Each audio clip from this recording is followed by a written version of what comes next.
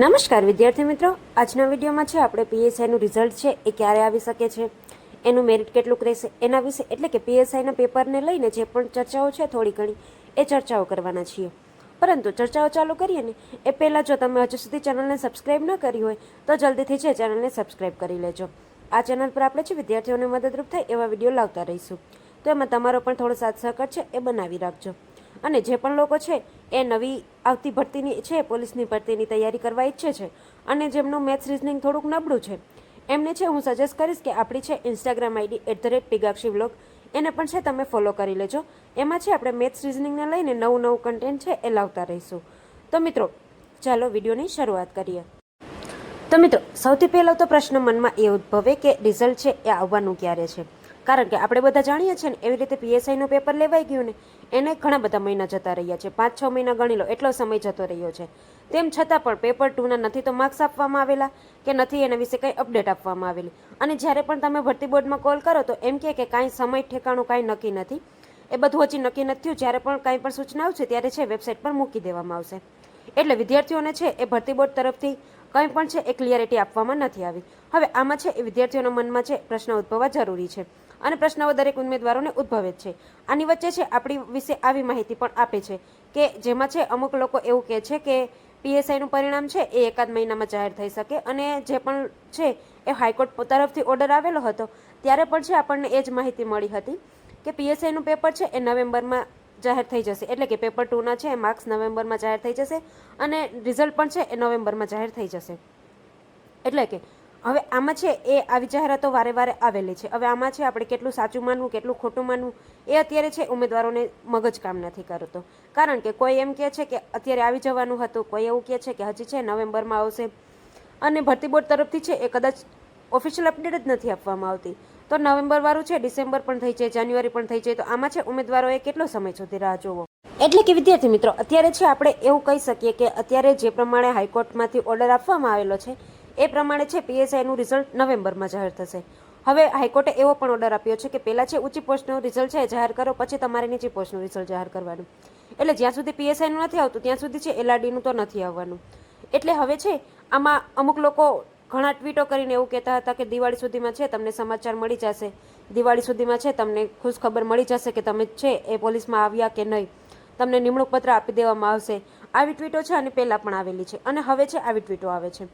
તો આમાં છે આવી ટ્વીટો પર આપણે ભરોસો કરવો કે ના કરવો એ છે એ દરેક ઉમેદવારના મનમાં પ્રશ્ન ઉદ્ભવે એ સામાન્ય વાત છે. તો અત્યારે આપણે શું કરી શકીએ? અત્યારે તો છે આપણે ડેઇલી છે એ ભરતી બોર્ડની વેબસાઇટ જ ચેક કરવાનું રહે કે ભરતી બોર્ડ કંઈ ઓફિશિયલ અપડેટ આપી કે નહીં. કારણ કે જો આવી ટ્વીટોમાં છે એ લોકો માહિતી તો આપે છે, ક્યારેક એવું થાય છે કે આ માહિતી સાચી પણ પડી જાય છે, પરંતુ ક્યારેક એવું થાય છે કે આ માહિતી છે એ ખાલી વિદ્યાર્થીઓને બગાવવા માટે જ આપેલી હોય છે કે વિદ્યાર્થીઓ છે એ આમાં ને આમાં ફસાઈ રહે. હજી તો આ ભરતીનું કંઈ પૂર્ણ નથી થયું, આ ભરતીનું છે કાંઈ પણ નક્કી નથી, અને એની સાથે છે અત્યારે હાલમાં નવી ભરતીની પણ જાહેરાત કરી દેવામાં આવી છે. એટલે કે નવી ભરતી આવશે એવા પણ મીડિયામાં સમાચાર ફેલાવી દેવામાં આવે છે. એવા પણ છે અત્યારે તમને ટ્વિટર પર ટ્વીટ મળી જશે. એટલે અત્યારે છે એ આપણે એવું માનીને ચાલી શકીએ કે નવેમ્બરના અંત સુધીમાં કે પછી નવેમ્બરના છે એ મિડલમાં તમને છે એ પીએસઆઈનું રિઝલ્ટ આવી શકે છે અને નવેમ્બરના એન્ડિંગ સુધીમાં છે તમને એલઆરડીનું ફાઇનલ મેરિટ પણ આવી શકે છે. હવે આપણે છે ને એનાથી આગળ વાત કરીએ કે પીએસઆઈના છે એ મેરિટને લઈને વાત કરીએ. હવે આપણે બધાને ખબર છે ને એવી રીતે કે કોન્સ્ટેબલના મેરિટને લઈને તો દરેક લોકોએ વાત કરી હતી, પરંતુ પીએસઆઈના મેરિટને લઈને તમે જોશો ને તો તમને છે એટલી માહિતી નથી મળતી. એનું મેઇન કારણ છે પેપર 2ના માર્ક્સ. પેપર 2ના માર્ક્સ આપ્યા નથી, પેપર 2ના માર્ક્સ આપે એ પછી છે કંઈક નક્કી થાય. પરંતુ આપણે છે એ મોટો જો અંદાજ લગાવીએ કે પેપર 1 છે એ બહુ સારું ગયું હતું. હવે એમાં છે એ તૈયારી કરવાવાળા વિદ્યાર્થીઓ અહીંયા તો મેં છે એ એવું લખેલું છે 165થી 170, પરંતુ ઘણા લોકો એવા પણ છે જે લોકોને છે 180ની આસપાસ 185ની આસપાસ પણ માર્ક્સ આવેલા છે. એટલે એ કાંઈ મોટી નવાઈની વાત નથી. પેપર 1માં છે એ સારા માર્ક્સ છે. હવે અહીં મેઇન પ્રશ્ન એ છે કે પેપર 2 છે કેવી રીતે ચેક થવાનું છે. પેપર 2 છે જો બહુ હાર્ડ રીતે છે એ ચેક થશે, એ લોકો ચેક કરશે તો એમાં 40% ફરજિયાત છે. એટલે જે લોકોને મિનિમમ 40 આવે છે તો એવા લોકોને છે એ કદાચ 40-45 એટલા માર્ક્સ છે એ વધીને આપી શકે જો એ લોકો હાર્ડ ચેક કરે છે તો.